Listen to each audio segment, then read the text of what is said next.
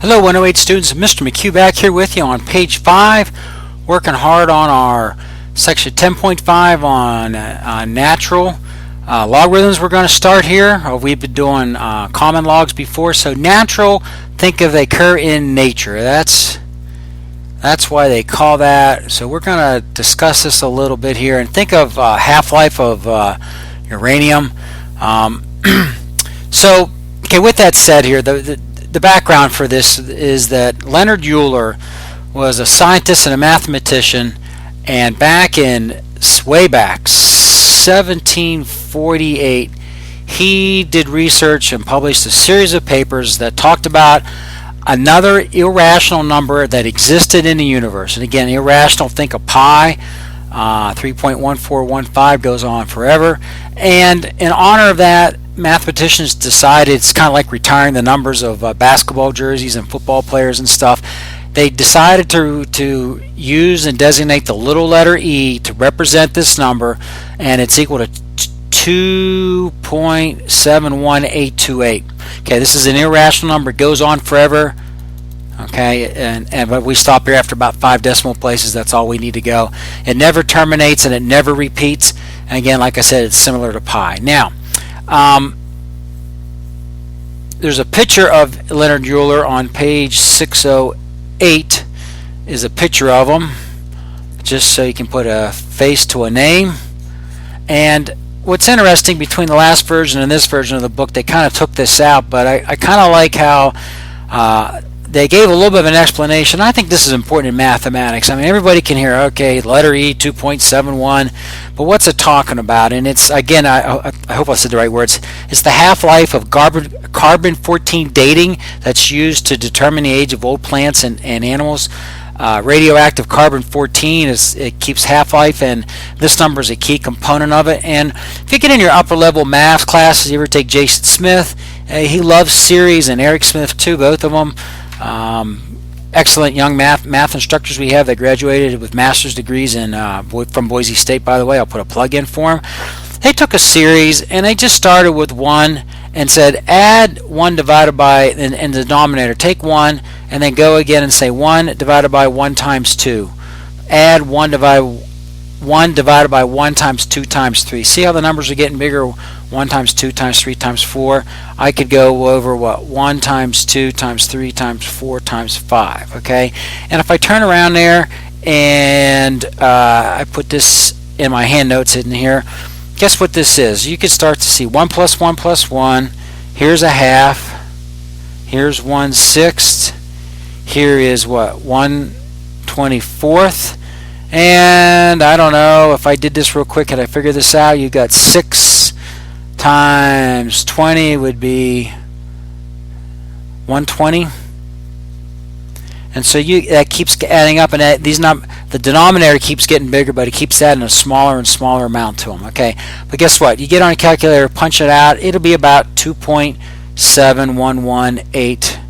And it'll eventually approximate by the supercomputers. Will take it out to as many places as we can print paper this day and age. But here's the deal. On the calculator, we like to use the letter to do natural logs. We use little l, little n. Okay, now I was looking on the book here, and they say, oh, you're supposed to read this as ln of x if you're going to find the natural log of a variable.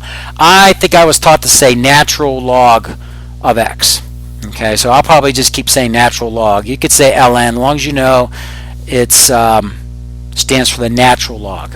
Okay, so what happened was they discovered this irrational number from Leonard Euler, and they said, well, if you want to have a log with a base of 2.7118, we don't want to write that all the time, so we'll put the letter E, and then they had a moment of let's simplify, and therefore you've got to have your secret decoder ring on and say let's just call it ln, or the natural log.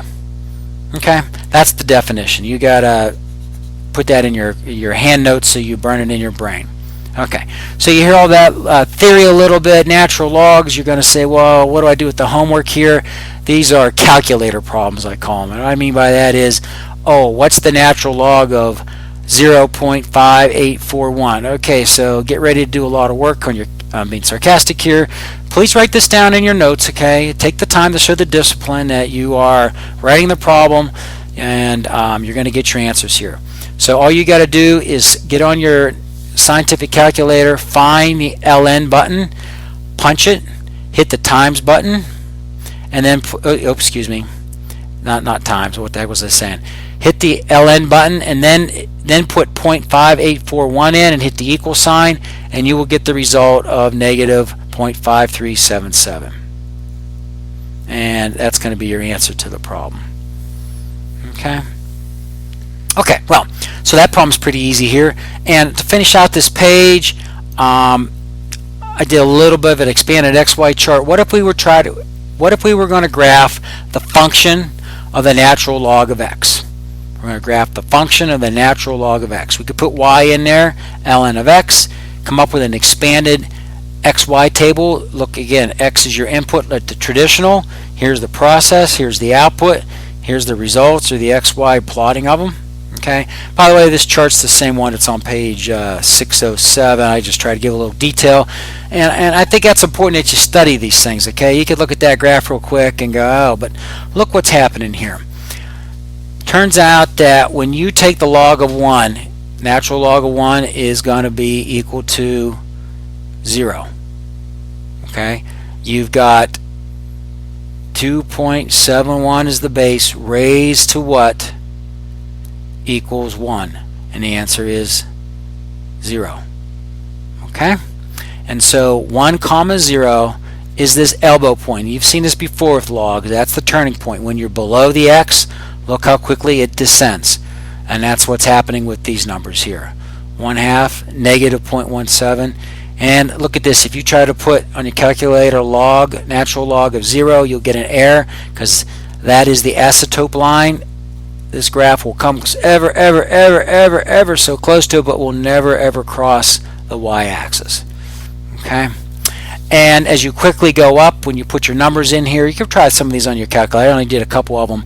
You go, if you let x equal 4, natural log of 4, you get 1.41, which would be about right here. Okay, get a couple points here, get small points that you could see the graph comes up, hits the elbow point, and starts to take off this way. Okay, that's just a graph here so you feel comfortable with what you're dealing with. Okay, I think we've done a pretty good job here on page 5, so check mark for our efforts here. And we've got one last page to do. We're going to talk about the change of base rule on page 6, and then that's going to come pretty close to wrapping it up. We got an example 7 and 8 to do also. So until then, I'll see you, and take care. Bye.